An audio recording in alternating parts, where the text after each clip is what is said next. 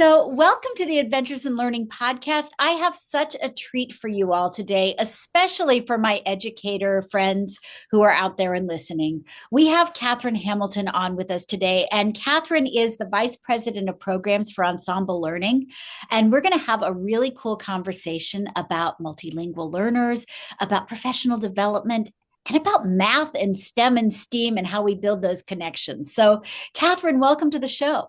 Thank you for having me. I am excited. All three of those topics are my favorite things, so very excited. Well, then we are a match made in heaven. So, Katherine, let's start by talking a little bit about you. I love to know about the adventures and learning of my guests. How did you wind up doing what you do? Because I'm assuming you didn't grow up and say, I want to be vice president of programs at Ensemble Learning. Not at all. I actually started in education as a high school math teacher. I was someone who really loved math. I grew up playing math games and really loved like the visual nature of it, and learned that that wasn't the case for everyone, and that I was someone who had that unique view and a really great mindset about learning math. I felt really capable. And so I wanted to go back into the classroom as a teacher and kind of think about, how do I help all kids feel this way about math? Because most don't. And while teaching math, I live in Los Angeles. I still work in Los Angeles. This is where I taught. I realized I loved also working with adults. And as much as I still love, working with students and seeing their brains just come alive and them kind of make connections, there's nothing also in my mind as wonderful as a teacher seeing that, and a teacher feeling really confident in their work. And so kind of seeing how I enjoyed spending my time. I loved collaborating. I loved being able to lead peer PDs. And so I moved into like instructional coaching, kind of leading kind of the academic instructional work on that side of things.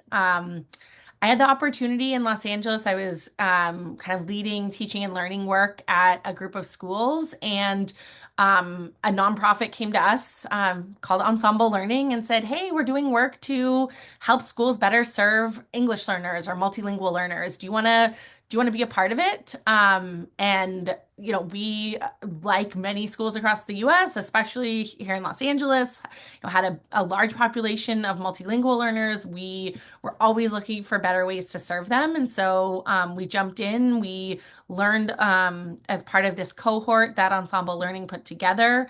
And I was just really excited about the work. It was my second year kind of taking over managing our English learner programs, and I knew that we could do better. I wanted to learn more. And it was just really a kind of career changing opportunity to be able to focus in on that group of students. And totally lucky that when our time with them was winding down, they had earned a really big federal grant to continue the work across the country. Needed someone to come in and do that work. And I said, please pick me. Went through the process, and have been at Ensemble Learning since 2019. And we've been really lucky to grow from kind of one big federal grant to working in almost 80 schools. And currently, not even historically, just currently this year, we're in about 80 schools. And it's just exciting work to support teachers and leaders as they think about supporting multilingual learners. So, for those who are listening who maybe are going, wait, multilingual learners, what is that? Can you Yes. sort of help give us a definition and then talk about sort of the strengths that they bring to the classroom as well as the needs and how you can do that? Because I know one of the things that I've seen is classrooms that really work well, because you're dealing with multilingual learners, the strategies apply across the board. It's not just for the learner who is experiencing multiple languages, it's for all of your students. So can you kind of give us some examples? Yes, so you got it. So we say multilingual learners. A lot of schools and districts are moving to, and states are moving to the term multilingual learner. It's an umbrella term that includes maybe what has historically been like ESL, English as a second language, English learner. In Texas, they say emergent bilingual.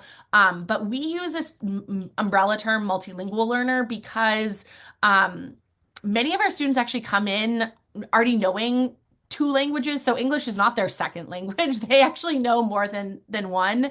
And we really feel like it elevates and celebrates multilingualism, which in our like increasingly global world is a huge asset and a huge strength. Um and I think you're right. When we serve multilingual learners well in the classroom, it's really serving all students because at the end of the day, I'll speak. I have two children. One of them is in like a transitional kindergarten, kind of a 4-year-old kindergarten, and even the kids like him who speak English at home, they're still learning academic English. And so, really, I think serving multilingual learners elevates language and reminds teachers that oh, I can't take language for granted. It's something we have to actually actively teach and practice in the classroom.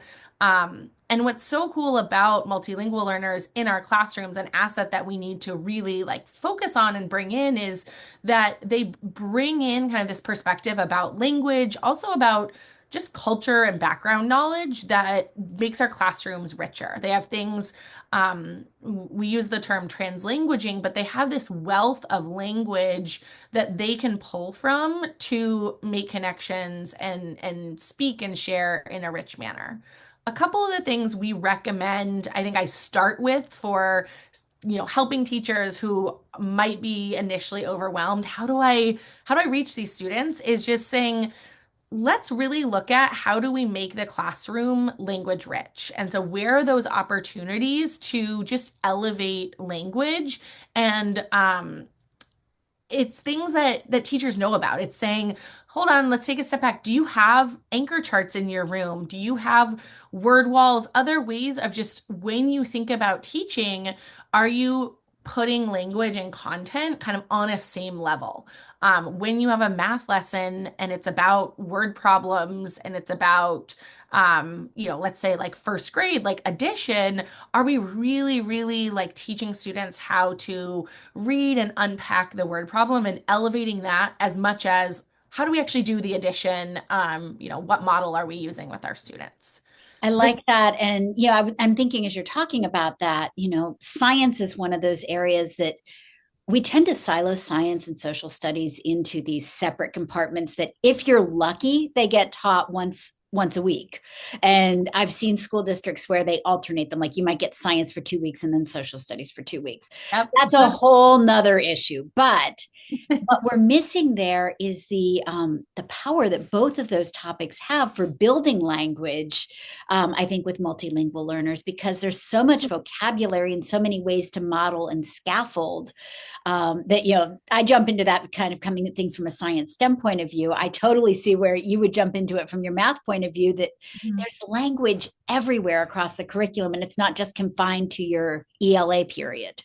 Yeah, it's the way we think about when we talk about teaching vocabulary, a common practice is to talk about tiered vocabulary, where you have, tier one is like more of the social language, like can students interact on the playground? And then you think about often we jump directly to what we call tier three, which is like the domain specific. So in science, things like photosynthesis and force and all the real content specific pieces, and we often skip this second level, the kind of tier two, that are academic words that like I'm not using every day with my kids at home, but are not domain specific. So we often get to things like analyze or explain, like these what we call and define as language functions. And it's really like, how do we use language academically across all content areas?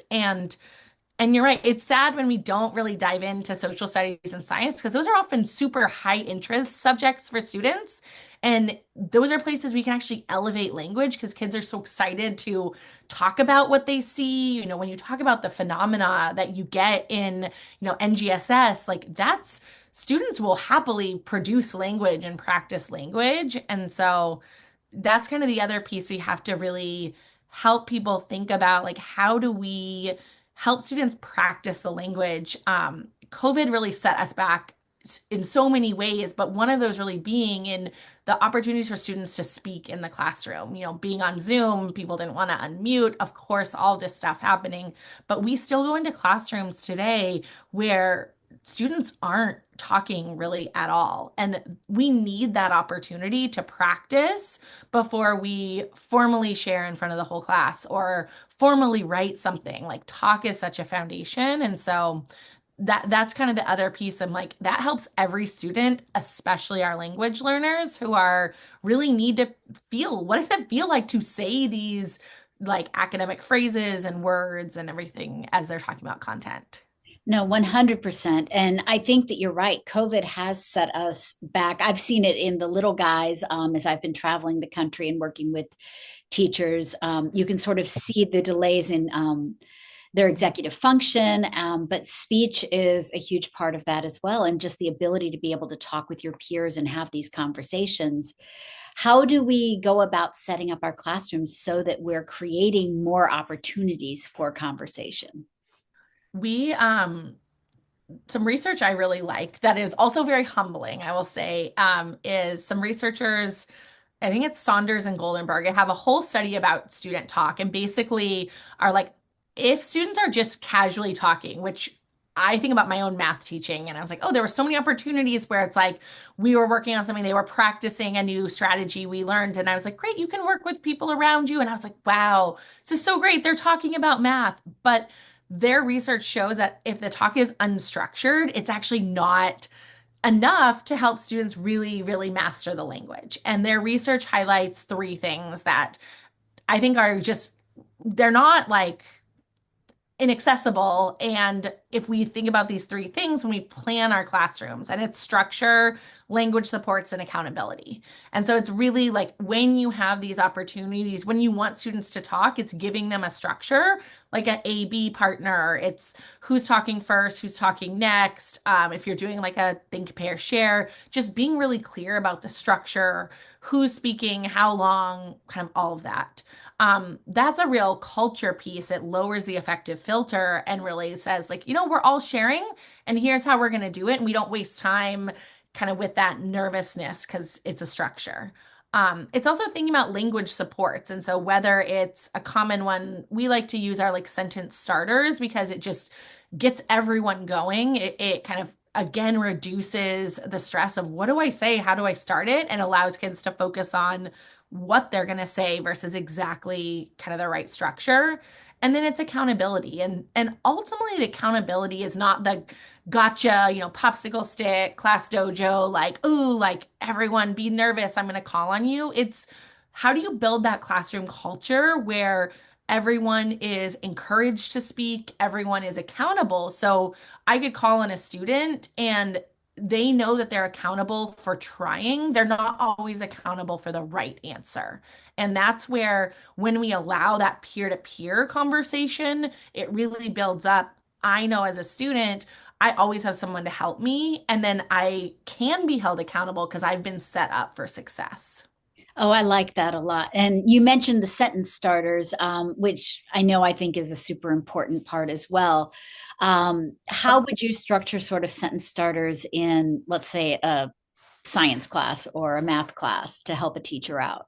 Yeah, well, I think the best way and what we actually incorporate into like when we do professional development on this is we have teachers actually plan for one in their classroom and I say well, we could do a whole session on what makes a question discussion worthy, but say, let's pick a question you want your students to discuss.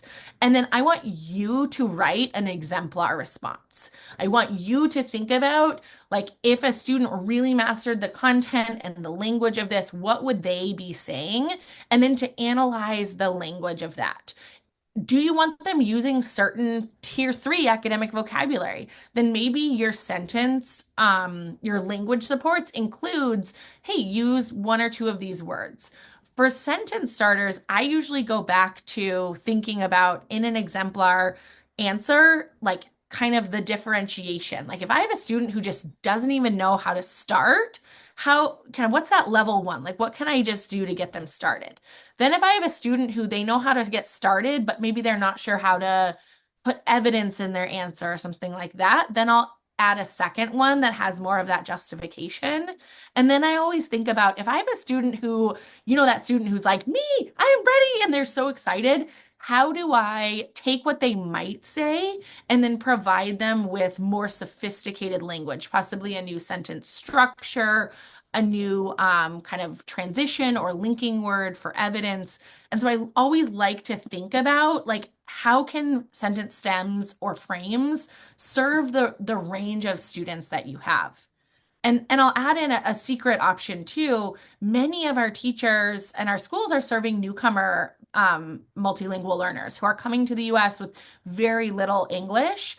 You also may want to provide a sentence stem in their home language so that they have a chance to access the content, and then you can provide that translation into English. Okay, you said this in Spanish. Great job. Like you're practicing, we're talking about photosynthesis. You're practicing what you're learning. Now let me help you translate it and you can practice saying it in English. And that is fine to do. I think people aren't sure how to use translation, but that's a great option too if you have a student just starting to access English and the content too. And so, how do you work with students and teachers where there is perhaps a language barrier? Maybe you've got a teacher who is English only and doesn't have the comfort or the facility with another language. I'm always envious of multilingual learners because I look at them and think you all are brilliant to be able to speak so many different languages. But particularly for teachers of a certain age, you might have taken certain amount of high school foreign language, but that may be it. Yeah. So how do you help them bridge the gap so that they're being an effective teacher? Yeah, well, something you said is most important. And I think it's that teacher building the relationship with the student and saying, I think you're brilliant. And my job is to help you learn English, but I think it's amazing you know this other language. And it's first about that culture piece. And to have that conversation, you might need to bring in, another adult and say, hey, can you help me have this conversation with this student? Or I discovered this. I was in an Uber with a gentleman who only spoke Armenian, and we were using the like microphone function on our phone to communicate with each other through Google Translate. So even using tech, I think as a teacher, it's also important to show that effort. So say to the student, use your technology, say, I don't speak Spanish, but I think you're brilliant, and I'm going to do my very best to speak Spanish to help you because I know you're working so hard to speak English because you're here in our classroom and that's the language we're speaking. So it's first and foremost that culture, that belief in students. When we talk about culture, we use a lot of Zaretta Hammond's research about being a warm demander and building the relationship, but having the high expectation. The second piece is like I think it's looking at your whole school community and with an influx in newcomer students, many schools are have some protocols or have supports. And you might have someone on staff who does receive a stipend to help support with some of that home language. And so making sure like if you're having another adult on campus help, making sure they're compensated for it. We don't want that unpaid labor of folks that are bilingual. And then third, I just say use technology. It's imperfect, but it's better than nothing. And so what a lot of my fluently bilingual teacher friends would ask of me is if I needed something translated, because I took Spanish for many years, but I didn't practice it enough. I'm not 100%. They're like, run it through Google Translate and then I'll just edit it versus me having to translate the whole thing. And so I think it's being thoughtful about that. But it really does come back to the attitude. And if you show to a student, hey, I'm going to learn some Spanish, I'm going to work with you because I know you're working hard, that is the most important foundation. I love that. And I like the idea that it's building on relationships because I think so much of what we do today as educators is connection and being able to build those kinds of connections. You were saying that Ensemble Learning started with a federal grant and now is working with 80 different schools. As you're sort of looking out and you guys have some experience now in building these relationships, what do you see as some of the biggest challenges and opportunities for growing what you do and for reaching more students and more teachers? Yeah, I think I mean we're at a really interesting political landscape right now with unsure about what's happening with the Department of Education. And so, what we're trying to do right now is stay focused on students and say, no matter what happens with everything, we have teachers, we have leaders and teachers working with students who need us to continue to improve our instructional strategies to support them. And so we're trying to find a North Star right there, right now, with everything being tumultuous. And I think the biggest things that we're looking at and aware of, really two things are one, there continues to be a large influx of newcomer multilingual learners, and they're arriving at schools. They've worked so hard to, come to the US, like they're amazing students, and like many teachers with the best of intentions just don't have any tools yet. And so trying to really partner with schools, and we're working on kind of a newcomer playbook and some supports that schools and then teachers can take and use, because we just think that's an area that I didn't learn about in my credentialing courses. Like I didn't even, learn about on the job because that wasn't the population at that point. The second piece that I'm super, super excited about is the promise of dual language bilingual schools and classes. And we've actually been working on a second federal grant in Texas, helping them take state policy around basically if a school has 20 emergent bilingual, is what they call it, emergent bilingual students, they have to provide a dual language bilingual class and option for those students. And so we've been helping schools, help that come to fruition, coaching teachers, and the outcomes of dual language education are just fantastic. Like students are becoming bilingual, like totally bilingual, biliterate, all of that, and outperforming English only peers like amazingly. And it's because the brain research we know, like when you are bilingual, your brain actually like fosters more connections, fires more synapses, all that. So figuring out how we can support more schools that want to provide dual language education, and helping them with the infrastructure. How do you plan that? How do you launch those programs? So those are the big things on our agenda. But we also as a nonprofit have to kind of see the landscape, and we go where there are students and teachers and leaders that need support, and try to do as much work as we can. Well, and I love the notion that in a time of turmoil, which heaven knows that's what we're in right now, I like the idea that we keep our eye on the students and on the teachers, and that's our North Star, is making sure that we're providing equitable and rich education for our students. And I think that what you just said is so important. If folks want to reach out to learn more about the playbook, to learn more about the programs that you all do, how do they find you? The best way is either through LinkedIn or through our website. We're at ensemblelearning.org. And we like to say, like I said, we ground ourselves in students and teachers. And so if you are interested in any of this, you can find contact info for me or for other of my colleagues, and just email us, reach out. We will share resources, point you in the right direction. We like to do calls with folks to kind of help them get on the right track or see if working with us is the right pathway. And then on LinkedIn, we share a lot of our resources. So we're Ensemble Learning. And again, we have some blog posts, some tools, some things that we share out, because it is about the students. It's about, building this amazing like multilingual population that we know is gonna be the future. And I'll make sure we share links to all of that in the show notes so that folks can find you all.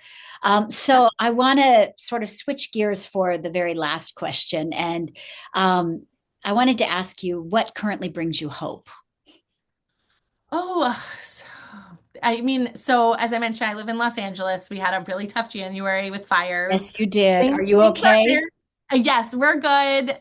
Things are just, it's a great question. I think what brings me hope our teachers. I mean, I think a lot of people would say like students, and I do believe that, but I look at the folks that are in the field right now who have weathered COVID, who are currently weathering uncertainty, and I get to work with really amazing teachers and school leaders who manage really to find, within structures of standards and testing and just a lot put on teachers, they continue to really find and build the relationships with students, the belief in students, helping students access their content and language. And so it's really the people doing the work, both the people I get to work with professionally, my own children's teachers. I actually went into my son's preschool today and I'm in awe of these folks who educate these 2 to 5 year olds. I volunteered at the library at my other son's public school, and I'm just like, these people who work in our public school institutions are amazing, and I'm lucky to work with them every day and try to really find their strengths and build on them. But that's my hope, is that we continue to recognize teachers for the great work they're doing, pay them for the great work, pour into them, give them professional development that actually helps them. So that's my area of hope. I love that. Okay, so I lied. There's going to be one more question. I have a math person with me, so I Yeah. have to take advantage of this. Math, like science, is probably one of the hardest things for a teacher to teach. Based on your years of experience, how would you get a teacher out of being afraid of teaching math and get them excited about it? I think it's twofold. One is, unfortunately, for so many teachers, we have to undo years of like math trauma, essentially, of them learning in a system that wasn't made for all students, and told them math is just this little thing, and only people who are good at math can do this. And so there's the element of like getting out of that is showing them, I think, what math really is, and showing them, hey, there are many ways to be good at math, and really like breaking open, and this is the intent of Common Core that I don't think happened in most places, but really showing them ways to teach that show math from different angles. And some of my favorite ways to do that are, well, A is in increasing that like ability to talk and ask questions and grapple, but also really helping teachers play with math, like in ways where they understand, oh, I see how. I'll take like a later elementary, middle school example. Like, oh, I see how like a table and a graph and a pattern, like, oh, I see how those are connected now. As a kid, I just memorized y equals mx plus b and like memorized this stuff. And I had no idea. And I was just like, maybe if I plug in a number, but as an adult, wow, I have these tools at my fingertips, and I feel like I'm empowered by this versus shut down by this. And I just think, taking opportunities to play with math, do games. So many people love Sudoku and things like Wordle, and though all those ways of thinking, that's math. And I think helping them connect that as well. Katherine, I love that because as I'm thinking about this whole conversation, you've given us a lot to think about in terms of building connections, because it's all about building relationships with each other, but also playing, whether we're playing with language, playing with math, playing with the curriculum, finding sort of that sense of wonder and discovery and let's figure it out together. And I feel like if you can do all of that, then you can overcome just about anything. I love that. I hadn't thought about that connection, and I love that. And I think that's what's hard. Teachers, feel a lot of external pressure, but if, they can say, no, I want to introduce play and hope and relationships, like that's really the core of our work. Well, Katherine, thank you so much. It has been a delight to have you on the Adventures in Learning podcast. Everybody, you're going to want to check out ensemblelearning.org. Make sure you check all the show notes and reach out to Katherine because there's so many cool things they're doing. Thank you so much. Love learning about your work too, and being here with you.